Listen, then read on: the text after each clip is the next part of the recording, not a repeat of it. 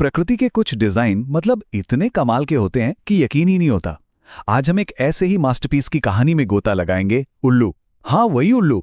जो बातें हमें उसके बारे में थोड़ी अजीब लगती है ना, असल में वही उसके जिंदा रहने का उसका सीक्रेट वेपन है। तो चलिए शुरू करते हैं।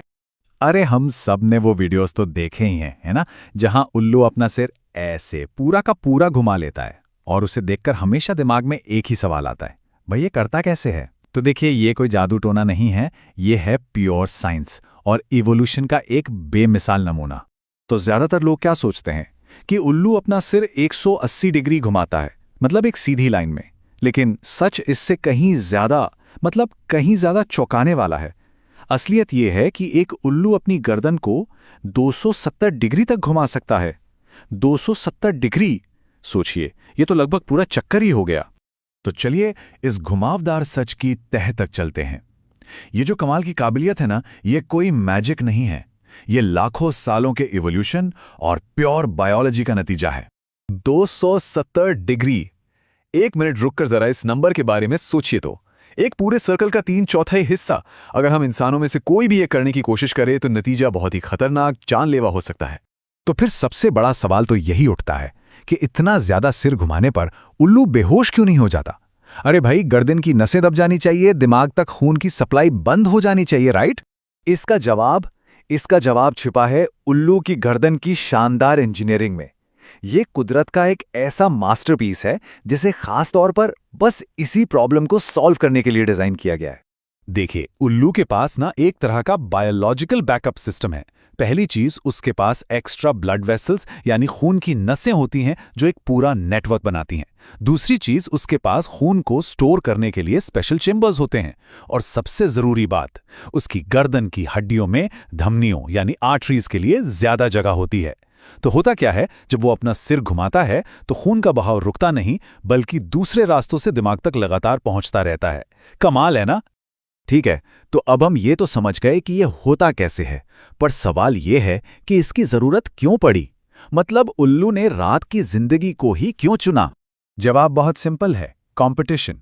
जब दिन के उजाले में बाज और चील जैसे बड़े बड़े शिकारी शिकार के लिए आपस में लड़ रहे थे, तब उल्लू ने एक बहुत ही स्मार्ट मूव लिया। उसने अंधेरे को चुना और रात को अपना इलाका बना लिया। और रात में शिकार करने के फायदे ही फायदे थे। एक तो कंपटीशन लगभग खत्म, दूसरा, रात के अंधेरे में जो शिकार होते हैं वो भी कम अलर्ट रहते हैं, और सबसे बड़ी बात, उल्लू की असली सुपर पावर्स तो अंधेरे में ही जागती हैं। क्या कहेंगे इसे? एक ब्रिलियंट स्ट्रेटेजिक मूव।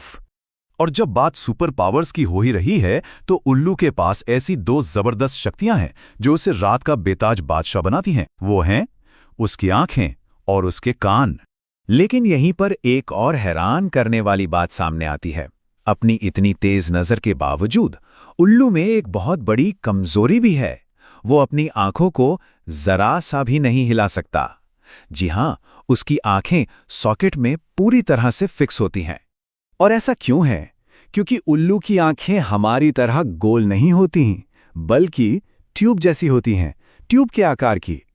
अब इस शेप का फायदा यह है कि ये कम रोशनी में भी ज्यादा से ज्यादा लाइट जमा कर लेती हैं, बिल्कुल एक बिल्ट इन दूरबीन की तरह। लेकिन इसी शेप की वजह से उन्हें घुमाने के लिए मसल्स ही नहीं होती। और यहीं पर इवोल्यूशन का जादू देखिए, कैसे एक कमजोरी ही दूसरी सबसे बड़ी ताकत की वजह बन जाती है।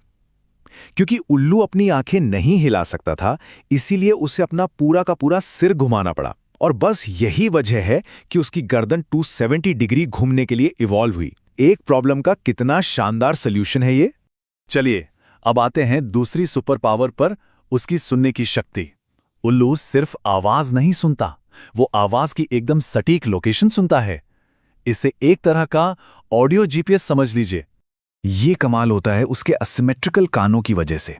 एसिमेट्रिकल मतलब एक कान दूसरे से थोड़ा ऊपर नीचे होता है। तो जब कोई आवाज आती है तो वो दोनों कानों तक पहुंचने में माइक्रो सेकंड्स का फर्क होता है। और उल्लू का दिमाग बिजली की रफ्तार से इस टाइम गैप को कैलकुलेट करता है और शिकार का एक परफेक्ट 3D मैप बना लेता है। बस इसी वजह से वो घुप अंधेरे में भी पत्तों या बर्फ के नीचे छिपे शिकार को भी सिर्फ सुनकर ढूंढ निकालता है। तो अब अगर हम इन सारी कड़ियों को जोड़ें तो उल्लू की कहानी से सबसे बड़ा सबक क्या मिलता है? यही कि इवोल्यूशन कैसे हर चैलेंज को, हर चुनौती को एक मौके में बदल देता है।